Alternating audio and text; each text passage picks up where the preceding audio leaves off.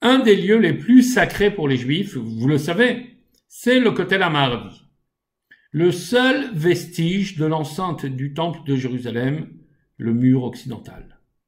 La tradition nous dit que ce mur fut bâti par les personnes les plus pauvres, et c'est bien pour cela qu'il a survécu à 2000 ans d'histoire troublée et turbulente. Parmi les nombreux sacrifices offerts dans le Beth Amikdash, il y avait une offrande que l'on appelait la mincha et qui n'était composée que d'un peu de farine et d'huile. C'était le cadeau du pauvre, celui qui n'avait pas le moyen d'amener un bœuf, un agneau ou même un tourtereau.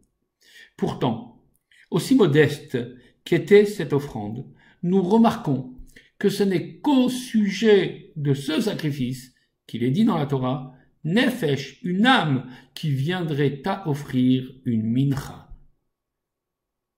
Dans les offrandes les plus nobles, la Torah nous parle de Adam, d'un homme qui viendrait à offrir. Alors que là, pour la mincha, c'est une âme. Ainsi, la Torah vient témoigner que par le geste du pauvre, c'est son âme qui est offerte.